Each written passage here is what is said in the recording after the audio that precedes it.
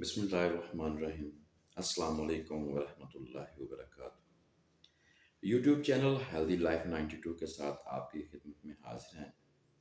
آج کے ولاگ میں ہم بات کریں گے بچوں میں جھٹکے لگنا اور مرگی کے موضوع پر۔ ہمارے ساتھ اس وقت موجود ہیں جو کہ کسی تعارف کے محتاج نہیں ہیں، ہومیوپیتھک ڈاکٹر عدنان علی تارڑ۔ ڈاکٹر صاحب پلیز ہمیں بریف کریں اور ہمارے دیکھنے والوں کو کہ یہ جو مسائل ہیں ان سے ہماری عوام جو ہے وہ کس طرح چھٹکارا حاصل کر سکتی ہے۔ جی تھینک یو۔ فائبرل سیزر جو ہیں مطلب جو بخار کی وجہ سے جھٹکے لگتے ہیں، اور جو ایپیلیپٹک ہیں جو مرگی کی وجہ سے لگتے ہیں، یہ دونوں الگ الگ ہیں۔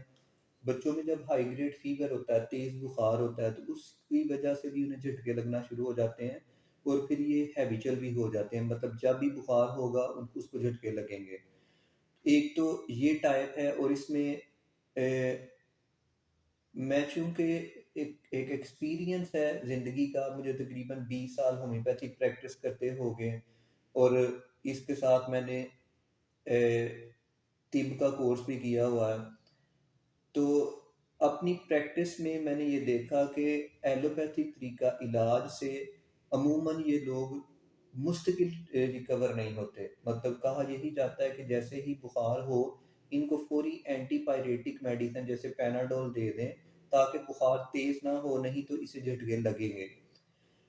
بخار تیز کیوں ہوتا ہے اور جھٹکے کیوں لگتے ہیں، اور اس کو مستقل اس سے چھٹکارا مل سکتا ہے، تو اس کے لیے ہومیوپیتھک ٹریٹمنٹ موجود ہے۔ یعنی جو لوگ ہومیوپیتھک دوائی کی طرف آ جاتے ہیں، ہمارے کلینکس پہ آ جاتے ہیں ہومیوپیتھک ڈاکٹر کے، تو ان کے بچوں کو پھر یہ جھٹکے لگنے کا جو ہیبیچل ایک عمل ہے وہ ختم ہو جاتا ہے، مطلب بخار ہو لیکن وہ اتنا تیز نہیں ہوتا اور اس میں جھٹکے لگنے کا عمل نہیں ہوتا۔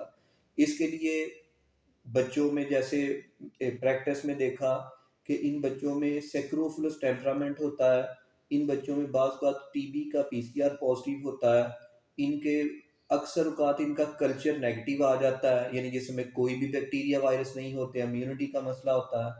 تو ہومیوپیتھک ادویات چونکہ according to symptom, according to history, genetic, اس کے بعد جو کنجینیٹل پریویس ڈیزیزز کی ہسٹری کے مطابق دوائیاں پرسکرائب ہوتی ہیں، تو اس لیے یہ ساری چیزیں اپنی بنیادوں سے ریکور ہو جاتی ہیں اور بچہ یا پیشنٹ مستقل شفا یاب ہو جاتا ہے۔ اس کے بعد مرگی ہے۔ مرگی دماغ کے مختلف حصوں کی آپس میں کوآرڈینیشن کے متاثر ہو جانے سے جسم ایک خود کار طریقے سے حرکت کرنے لگتا ہے، جسے مرگی کا دورہ پڑنا کہتے ہیں۔ یہاں پہ یہ دورہ جسم کے یا جھٹکا جسم کے ایک جز پہ بھی ہو سکتا ہے، مطلب کوئی ایک ہاتھ، کوئی جسم کا کوئی ایک حصہ، کوئی آنکھ، اس کو جھٹکے لگنا، یا پورے جسم کو جھٹکے لگنا۔ اس کی پیچھے شدت اور اس کی کاز بھی اتنی ہی بڑی ہوگی جتنے زیادہ اس کے جھٹکے ہوں گے۔ اور مرگی کو تقریباً اس کی وجہ تو بیان نہیں کی جا سکتی، کیونکہ بہت سے کیسز میں جو EEG ہے، جو دماغ کا فزیکل ایکٹیویٹی کا ٹیسٹ ہے، اور جو دماغ کی ساختی جو اس کا CT اسکین MRI ہے وہ نارمل ہوتا ہے اور دورے پڑ رہے ہوتے ہیں۔ یعنی اس کی ملٹیپل کازز ہو سکتی ہیں اور اس کی لوکل کازز بھی ہو سکتی ہیں، یعنی متاثرہ جگہ کے قریب کسی طرح سے نرو سپلائی کا، نرو چینل کا امبیلنس ہو جانا۔ تو یہاں پہ اکارڈنگ ٹو سمٹم ہومیوپیتھک دوائیاں پرسکرائب کی جاتی ہیں۔ ایلوپیتھی میں اس کی یونیورسل اس کا ٹریٹمنٹ ہے کہ ایپیوال ٹائپ کی دوائیاں، ٹیگرال ٹائپ کی دوائیاں، فینوباربیٹول ساری زندگی کھانے ہیں۔ یہاں پہ ہومیوپیتھی میں اکارڈنگ ٹو سمٹم دوائیاں دی جاتی ہیں، جس میں جینیٹک اور کنجینیٹل کازز کو بھی مد نظر رکھا جاتا ہے، اور اس کی سیویرٹی کو، اور اس کی چھوٹی چھوٹی کازز کو، اس کی فزیکل جنرل سمٹمز کو، اس کی مائنڈ سمٹمز کو لے کے دوائی سلیکٹ کی جاتی ہے، جس سے جو دوائیں ہیں وہ اپنے کیس کو مستقل طور پہ شفا یابی کی طرف لے جاتی ہیں۔ یعنی اچانک ایک پیشنٹ سویا ہوا ہے، ایک نوجوان سویا ہوا ہے، اور اس کو سوئے پڑے ہی بد ہضمی سے یا کسی وجہ سے اس کو سوئے پڑے دورہ پڑا، اور اس کے بعد وہ ہیبیچل ہو گیا۔ ایلوپیتھی میں اس کے لیے بھی وہی دوائی ہے۔ ایک بچہ وراثتی طور پہ اس کے والدین کو میں سے کسی کو مرگی کے دورے پڑتے تھے، اب اس کو پڑنا شروع ہو گئے، اس کے لیے بھی وہی ٹریٹمنٹ ہے۔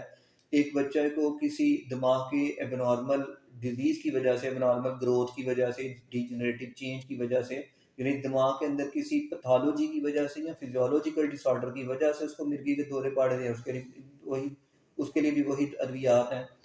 اسی طرح اس کا دماغ مکمل صحت مند ہے، اس کو وراثت میں بھی ایسا کچھ نہیں ہے اور اس کو اچانک وہ اس طرف چلا گیا، اس کے لیے بھی وہی ادویات ہیں۔ جبکہ ہومیوپیتھی میں سارے کیسز کو انڈیویجول لیا جاتا ہے، انفرادی طور پہ ان کی الگ الگ ادویات پرسکرائب کی جاتی ہیں، اس طرح سے یہ پیشنٹ شفا یاب ہو جاتے ہیں۔ ڈاکٹر صاحب آپ کی باتوں سے یہ ثابت ہوا جو میں نے خاص کیا ہے کہ یہ جو جتنے بھی پیشنٹ لمبے عرصے تک پیشنٹ رہتے ہیں اور ایلوپیتھک یوز کرتے ہیں، اس کا مطلب یہی ہے کہ وہ پراپر تشخیص نہیں کر پاتے اور وہی میڈیسن چلاتے رہتے ہیں۔ تشخیص ہو بھی جائے ان کے لیے میڈیسن کی رینج نہیں ہے ان کے پاس، یعنی ان صحیح۔ کے پاس جینیٹک کاز کو کور کرنے کے لیے الگ دوائی نہیں ہے۔ ایک دفعہ تیز بخار ہوا تھا، اس سے مننجیز کے اندر ایک چینجز آ گئیں اور اب وہ جب بھی بخار اس درجے پہ پہنچتا ہے جسم جھٹکے لگنے شروع ہو جاتے ہیں۔ تو اب اس جو ایک دفعہ اس کو ہائی گریڈ فیور ہوا اور اس کی مننجیز کے اوپر ایک انفلیمیٹری کنڈیشن پیدا ہو گئی، تو اس کے اثرات کو دور کرنے کی دوائی نہیں ہے۔ چوٹ لگ گئی، اس کے چوٹ کے اثرات کو دور کرنے کی دوائی نہیں ہے۔ جبکہ ہومیوپیتھی میں ادویات کی رینج بہت زیادہ ہے۔ مطلب ڈاکٹر سمیول ہانیمن نے دیکھا کہ یہ پہاڑوں سے لوگ گرتے ہیں اور ان کو دورے پڑتے ہیں یا ان کو چوٹیں لگ جاتی ہیں، نیل پڑ جاتے ہیں، تو یہ آرنیکا کے پتے باندھتے ہیں یا آرنیکا کا قہوہ پیتے ہیں اور ٹھیک ہو جاتے ہیں۔ تو انہوں نے آرنیکا کی پروونگ کی تو جسم پہ نیل بھی پڑ گئے، چوٹ جیسی کنڈیشن بھی پیدا ہو گئی، چوٹ جیسی ذہنی اریٹیشن بھی پیدا ہو گئی۔ تو اس طرح اس کی پروونگ کے بعد وہ آرنیکا کی اپلیکیشن ہر چوٹ کی وجہ سے پیدا ہونے والی بیماری کے لیے ہے۔ جیسے کہ کوئی ٹیومر ہے، بنارمل ٹیومر گرو کر جاتا ہے، جھٹکے لگنا شروع ہو جاتے ہیں، دورے پڑنا شروع ہو جاتے ہیں، نیل پڑ جاتے ہیں، جسم کے اندر کوئی درد رہ جاتا ہے جو ساری زندگی جان ہی نہیں چھوڑتا۔ یہاں پہ آرنیکا دوائی ہے، آرنیکا کا پودا جو ہے وہ اپلیکیبل تھا پتہ نہیں کب سے، ہومیوپیتھی نے اسے اس سسٹم سے اڈاپٹ کر لیا اور وہ دوائی موجود ہے۔ ایلوپیتھی میں اس طرح کی ریسرچ نہیں ہے، ان کا میڈیسن بنانے کا جو فارماسیوٹیکل پروسیجر ہے وہ الگ ہے۔ وہاں پہ ادویات کو جو ہربس ہیں ان کو کیمیکل انالیسس سے ان کا ایک آدھ الکلائڈ لے کے اس کو ادویہ کے طور پہ دیا جاتا ہے۔ جبکہ ہومیوپیتھی میں اس کی نیچرل ایکسٹریکٹ کو، اس کا جوہر، اس کا عرق، اس کا جو اس کو نچوڑ نکال کے اس کو دوائی کے طور پہ استعمال کیا جاتا ہے۔ اب نیچرل چیز اور الکلائڈ میں بھی فرق ہے، اس کی اپلیکیشن میں بھی فرق ہے اور اس کے دیے جانے کی جو وجوہات ہیں ان میں بھی فرق ہے۔ جی بالکل ٹھیک فرمایا آپ نے، اور جیسے کہ ایلوپیتھک کا اور ہومیوپیتھک کا فرق آپ نے بتایا، اس میں ایک چیز اور میں ایڈ کرتا چلوں کہ یہ بھی ضروری ہے کہ جو ہومیوپیتھک ڈاکٹر صاحب آپ کو ٹریٹ کر رہے ہیں وہ تشخیص ٹھیک کر لیں۔ یہ ہاں، نہیں ہے اگر کہ کیس ٹیک پورا، مطلب مجھے یاد ہے کہ ہمارا ایک نا کانفرنس تھی، تو وہاں پہ جو ہمارے لیکچرر آئے ہوئے تھے، میں تب نئی نئی پریکٹس میں نے شروع کی، تو وہ مجھے کہتے ہیں کہ ڈاکٹر صاحب آپ کتنے پیشنٹ دیکھ لیتے ہیں روزانہ؟ جمعہ پڑھنے گئے تو جمعے سے واپسی پہ نا وہ جو لیکچرر تھے وہ اور میں نا اکٹھے جا رہے تھے واپس۔ میں نے کہا تقریباً میں 3 گھنٹے بیٹھتا ہوں، 3 گھنٹوں میں 15 سے 20 مریض دیکھ پاتا ہوں، اس سے زیادہ دیکھ ہی نہیں جا سکتے۔ تو وہ کہتے ہیں کہ واقعی؟ میں نے کہا ہاں جی۔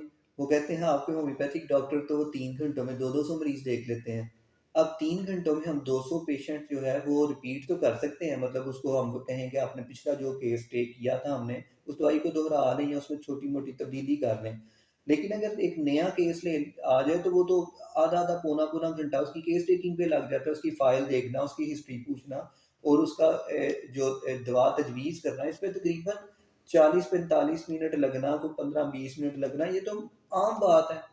تو کیسے پاسبل ہے کہ رش والے ڈاکٹر کے پاس اچھی جو تشخیص ہے وہ ہو سکتی ہو؟ تو یہ ہمارے یہاں پہ جو معیار ہے نا یہ بڑا غلط ہے۔ یعنی میرے کلینک پہ میکسیمم جو پیشنٹ دیکھنے کا میرا ٹائم ہے وہ تقریباً 9 بجے میں کلینک کو آف کرنا شروع کر دیتا ہوں، لیکن پیشنٹ کے رش کی وجہ سے بعض اوقات ایک گھنٹہ بھی زیادہ ہو جاتا ہے، اس سے زیادہ ٹائم بھی لگ جاتا ہے، لیکن ایسے نہیں ہوتا کہ مریض کو ایک منٹ میں فارغ کر دیا، ایسے پاسبل نہیں ہوتا، ہومیوپیتھک پریکٹس ایسے ہو ہی نہیں سکتی، یعنی مریضوں کو کل پہ پرسوں پہ ڈالنا پڑتا ہے۔ اگر پیشنٹ کا کیس ٹیک پراپر نہیں کریں گے تو پیشنٹ کے ساتھ بے ایمانی کریں گے، اپنی شعبے کے ساتھ بے ایمانی کریں گے۔ جی بالکل، اس بات کو تو ہم بھی جانتے ہیں اور آپ کے تقریباً ٹوٹل پیشنٹ جانتے ہیں کہ آپ کے پاس جو بھی آئے آپ اسے پراپر ٹائم دیتے ہیں۔ اللہ تعالیٰ آپ کو جزائے خیر عطا فرمائے۔ میں تو یہی کہوں گا کہ آپ پریکٹس کے ساتھ ساتھ دعائیں لیتے ہیں لوگوں کی، اللہ تعالیٰ آپ کو مزید اس میں ترقی دے. بہت شکریہ. جاتے جاتے وہی ہمارا چھوٹا سا میسیج کہ ہم سب کو چاہیے ہم 5 وقت باجماعت نماز قائم کریں اور حضرت محمد مصطفیٰ صلی اللہ علیہ وآلہ وسلم اور ان کے صحابہ اکرام اور ان کی اولاد پر درود پاک پڑھیں. بہت شکریہ. جزاک اللہ. اپنا خیال رکھیے گا، دعا میں یاد رکھیے گا. انشاءاللہ نیکسٹ ولاگ میں ملیں گے. اللہ حافظ.